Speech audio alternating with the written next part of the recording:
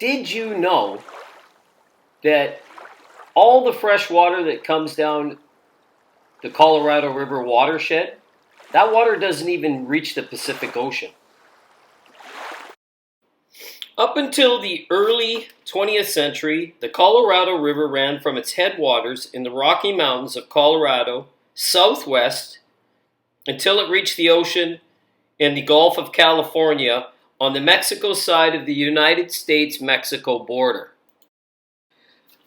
Much like other river watersheds such as the Nile in Africa, the Colorado River flowed through the middle of a desert, creating a sanctuary for all living things. The Colorado River estuary was teeming with plant, bird, aquatic, and terrestrial wildlife. Early explorers talked about the area being home to jaguars, beaver, deer, and coyote, as well as an array of waterfowl and spawning fish habitats. Those same explorers also made contact with First Nations people that lived in the area named the Kokopah, who were descendants of the human language-speaking peoples of the Americas.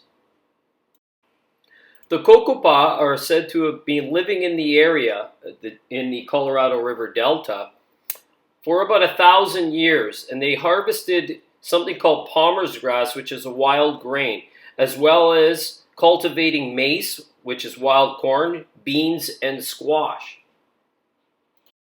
Beginning in about the 1930s with the original construction of the Hoover Dam, as well as successive dams since then, and there are about 15 dams on the main part of the river, as well as hundreds on the tributaries, as well as diversion of water for irrigation purposes and the household use for up to about 35 million people in the region. The water that runs in that river does not actually make it to the ocean on the Mexico side. The loss of fresh water flows over the 20th century reduced the delta wetlands, largely on the Mexican side of the border, to about 5% of its original extent.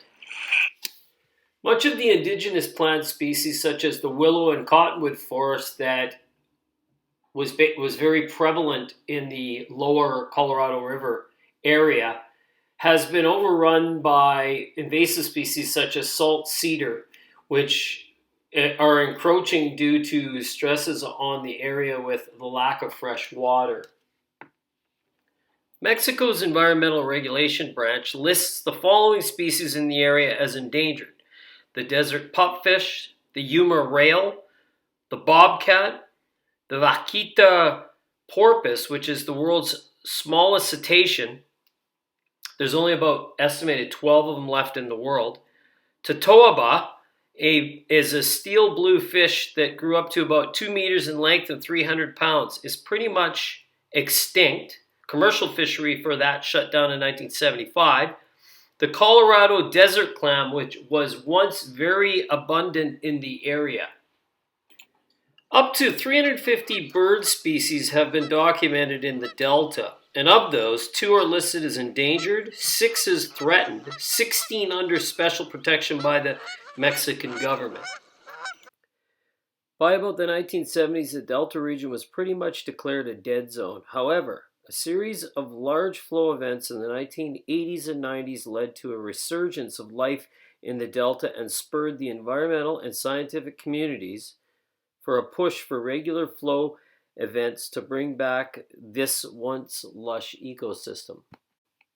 The good news is, in more recent years, large portions of the Delta on both the US and Mexico sides of the border have been designated reserve zones.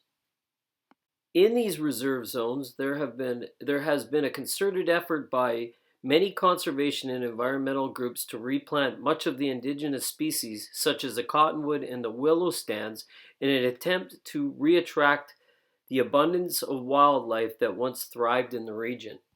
Minute 319 is an agreement signed by both the Mexican and United States governments back in 2012 in an attempt to harmonize relationship between the two countries over water use, as well as work on ways to rejuvenate the natural environment largely on the Mexican side of the border. For most of the 20th century, the United States harnessed about 90% of the fresh water from the Colorado, and what was sent through to the Mexican side was highly salinized, so that the Mexicans had to mix it with groundwater from the area to be able to grow crops. This has led to a large drop in the region's water table. The pulse flow, which is part of the Minute 319 agreement, was to be a release of fresh water from the dams on the U.S. side of the border for the purpose of flooding the Colorado River estuary on the Mexican side of the border. This, in theory, would provide the farmers on the Mexico side with relief as well as reinvigorate the wetlands ecosystems. The first pulse flow occurred in 2014, and crowds gathered at locations along the dried riverbeds on the Mexican side of the border in celebration as they eagerly awaited the slow trickle to filling up the basin. The flood did actually reach the Sea of Cortez, something that hadn't occurred in roughly 16 years. Following the pulse flow event, and after more water was diverted from the U.S. side into Mexico, there was a green up along the river corridor, and this sustained the more than 250,000 new trees that had been planted. The pulse flow's biggest efforts were short-lived, though, as both the green up and the increases in certain species dropped again after water stopped flowing. These pulse flows were designed to mimic spring runoff, which was a regular occurrence early in the 20th century, and it was reported in the study of the U.S. Geological Survey that this event was too small to change the channel and scrub the riverbed out like it would have during one of those regular flooding events. In conclusion, it appears with New Mexico and the United States agreement that the well-being of the Colorado River Delta is a priority and better sustainability practices are imminent. I will keep track of the developments of the Colorado River lowlands, and if you're interested in more information regarding this topic, especially the pulse flow event of 2014, please check the description area below this video for links. Thank you for watching, and please like and subscribe if you'd like to follow me in my journey with more videos on similar environmental and restoration topics.